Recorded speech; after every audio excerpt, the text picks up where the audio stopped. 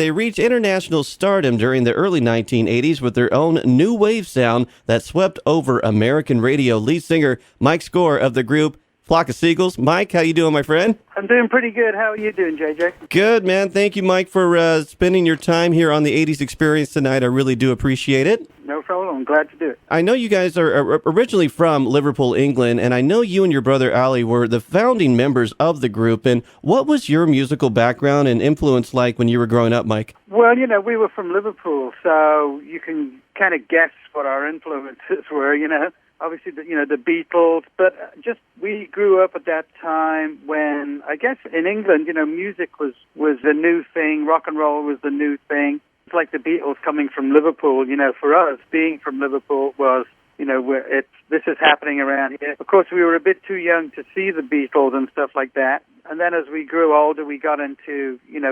heavier bands and pop bands, bands like Status Quo, stuff like that, and a lot of a good American bands, stuff like Alice Cooper. I really loved all that theatrical side of it. I wanted to see a show, not just a band playing, and really everything that came through Liverpool influenced us. What's the interesting story, Mike, behind the band name of Flock of Seagulls? I've heard different stories where it had to do something with an old Stranglers tune. Is that correct? Yeah, well, the Stranglers at the time were my favorite band, and they had a song called Toiler on the Sea. And we went to see them, and I was in the front row, and Hugh Cornwell kind of was singing, and he pointed down at me, and he said, "A flock of seagulls," which is one of the lines from the song. And he kind of, to me, it was a sign from God, if you know what I mean. Mm-hmm. That's the name of the band. Before that, we were called Level 7, but a band called Level 42 had just released an album, so we were kind of looking for a new name. So that was the first part of it. And then I read the book Jonathan Livingston Seagull, which cemented the whole Seagulls thing in my head. And I said to the guys in the band, I'm going to call the band A Flock of Seagulls. And everybody went, that's a bit crazy, but they liked it. It's so wonderful, the stories, Mike, behind how the bands, the conception of the bands and the stories behind the music. I really think it really gels the music together because every top 40 radio station can play these tunes. But once you get into the background and behind the music, I really think that's what fans are thriving for. Yeah, it's strangely enough, for us, the sound of the band and the name suddenly kind of gelled everything together. People heard the name A Flock of Seagulls, and they expected a certain something, and when they got to the shows, that was what they got. I think that the name and the sound of the band go hand in hand. I'm a huge Flock of Seagulls fan, Mike. I grew up here in Los Angeles and heard that debut album, which we'll talk about, all over Southern California radio. K-Rock was playing the hell out of it when I was growing up. So I really, it's so funny that we're actually talking, 30 years later, which is good. Believe me. I thought it would last 6 months, Yeah, I hear you. What's the framework like on you guys getting signed to Jive Records? I mean, how did that all happen? Because I know telecommunication came out, and that was kind of the break for the major record deal. Is that how that went? It's kind of strange because one of our managers was involved with Bill Nelson. And through Bill Nelson, we put out a couple of singles, and that led us to go on the hunt for a major deal. And it turned out that Jive Records were just about starting up then, and they were looking for something different. And, of course, we came down from Liverpool. We were nothing like anything they'd ever seen before because I think we were a couple of years ahead of our time as far as, new wave or whatever was coming along. And Zomba and Jive, who were the publishers and record company, they wanted to be on the forefront of whatever was next, not what was going on right now. So they took a big interest in us. We went to about 20 record companies, but they came up with the best plan to make us rock stars. So we went with them. The group's third single, I Ran So Far Away, was one of the very first videos that I remember seeing on MTV growing up back then. And what's the background on how that music video was put together? I know there's some interesting stories behind that. And the song itself was produced by Mike Howlett, correct? Yeah. Strangely enough, we'd never heard of what videos were. You see bands that do little film clips and stuff like that, but videos to really promote you, we didn't know what they were about. So MTV had just started. We didn't know what MTV was, but Jive came to us and they said, there's this new thing called MTV, and we want you to make a video. And we're like, what's a video? And they said, well, it doesn't matter. We've got somebody in who will tell you. And as they're telling you, you'll make the video.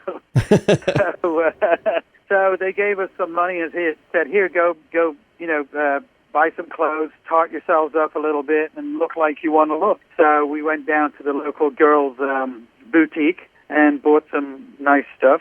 And then we got back, and they had the setup with the camera in the middle, and, they did lots of makeup on us to make us look quite different. Not so rock and roll, but definitely something spacey, which is where we were going. And, we made that video in probably about 2 hours. It was edited. We watched it. And the next day it was sent to America. And I believe the next day after that it was on MTV. Something like Tuesday we were making it. And by Thursday we were in everybody in America's front room, on their TV. And to us that was just like, how did that happen? What just happened? But it was probably the best thing that happened to us because it showed a lot of people that we were coming before we ever got there. The Parent debut album here in America, I remember the vinyl and the album cover, which was so different than everything else that was out then. And the self-titled album here in America, you guys would release back in 1982, and the theme for that album had something to do with aliens. Is that right? Well, yeah, I was a little space cadet. When I was a kid, I watched anything about space, and I used to read Omni magazine and stuff like that. I remember Sputnik going up, and stuff, and that was all I cared about. I just had this thing that what was up there and when would we go up there and all that stuff. So when I was writing songs, that's what I wanted to tell people. I wanted to basically say, look, there's life up there. Maybe it's life like us, So my whole thing was, what if aliens come and they're gorgeous and I fall in love with one?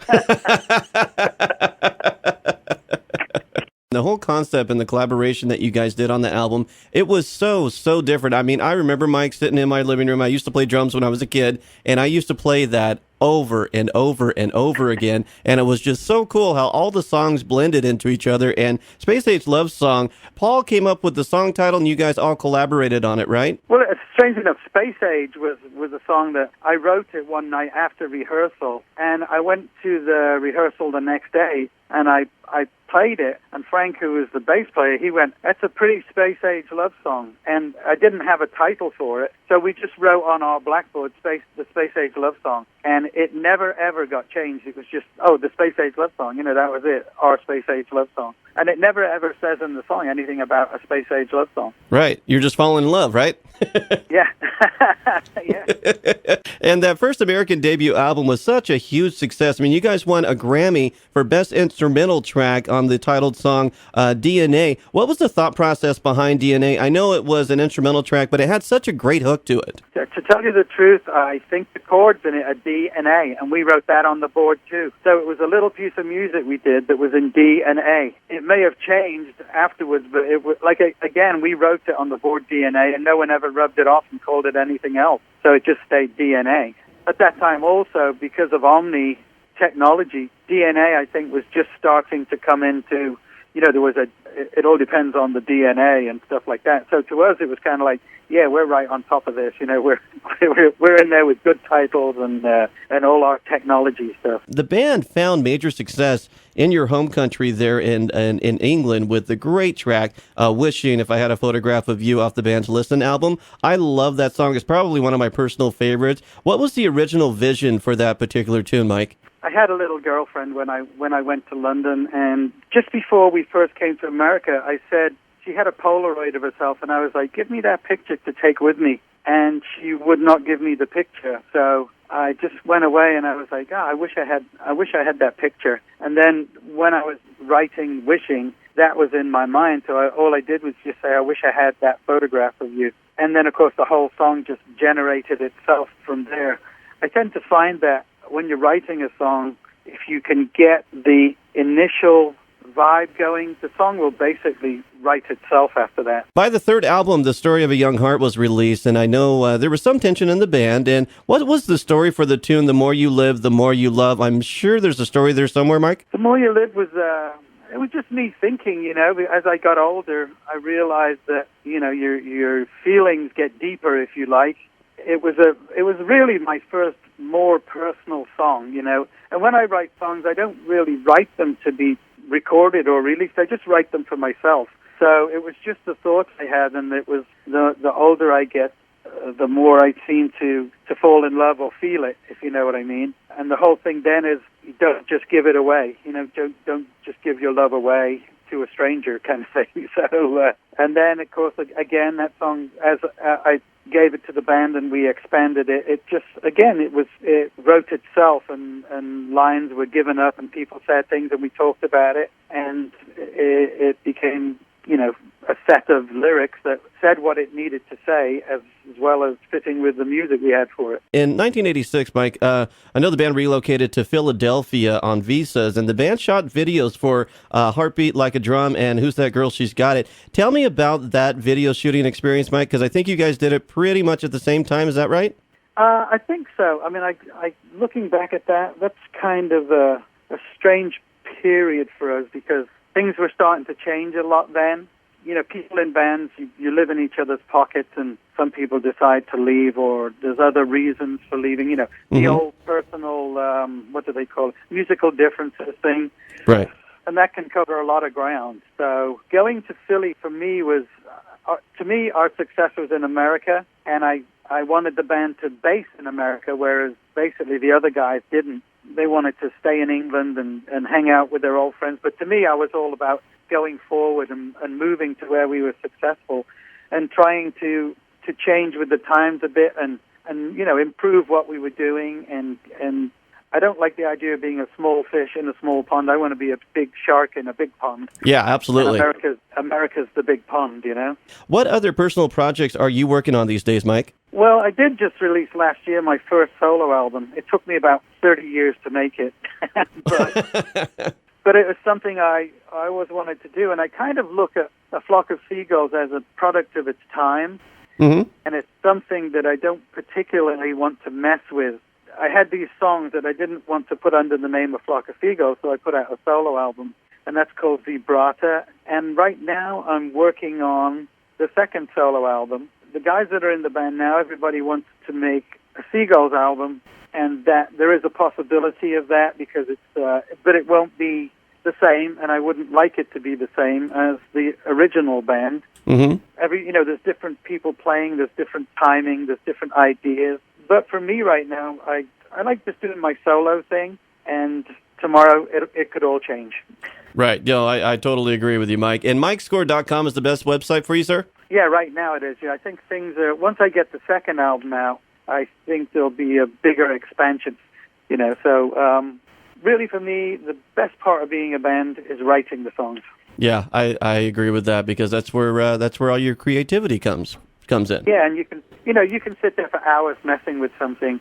Once you've recorded it, you've made the statement, and you have to go with it like that. But the trouble with songs is you can get 3 months down the line with a song and then just go, oh, I wish I'd said that instead. Yep, very well said, Mike. Lead singer Mike Score of A Flock of Seagulls, thank you so very much. Thank you very much for having me. Thanks, Mike, and happy birthday, Mike. Oh, yeah, I'm 26 now. I love it.